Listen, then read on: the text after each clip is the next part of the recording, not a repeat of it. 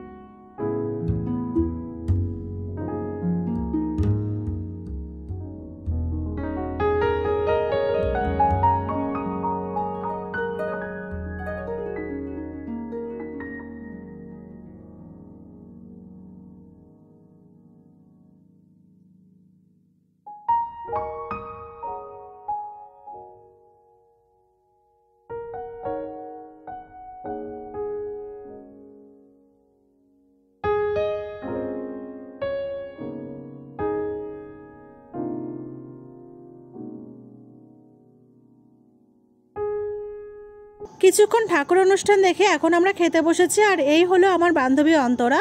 তো প্রথমে দিয়ে দিল সাদা ভাত, ভেজ ডাল, চিপস, আর সাথে ছিল আলু ফুলকপি তরকারি। বিকেলবেলা গিয়েছিলাম, আমাদের বাড়ির পেছনে একটা মন্দির আছে, আর ওই মন্দিরেও রাধাকৃষ্ণ আছে বলে। আর আজকে যেহেতু রাস, তার জন্য এখানে একটা ছোট করে অনুষ্ঠান হবে।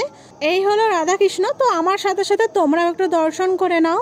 কিছুক্ষণ দাঁড়িয়ে ঠাকুর দেখে নিজের মনস্কামনা জানিয়ে তারপরে ওখান থেকে প্রসাদ দিচ্ছিল, সেটা নিয়ে বাড়ি থেকে রওনা দিলাম। আর এখনো অনুষ্ঠান শুরু হয়নি, তাই বাড়ি যাই, পরে আবার আসবো। সন্ধ্যাবেলা আবারও এসেছিলাম বাড়ির পেছনের মন্দিরটাই।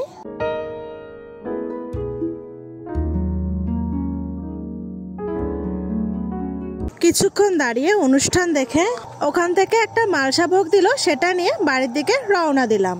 তো গাইস, আজকের ভিডিওটা এই পর্যন্তই। যদি তোমাদের ভালো লাগে লাইক, কমেন্ট, শেয়ার করে দিও। আর আমার চ্যানেল নতুন হয়ে থাকলে চ্যানেলটাকে সাবস্ক্রাইব করে দিও।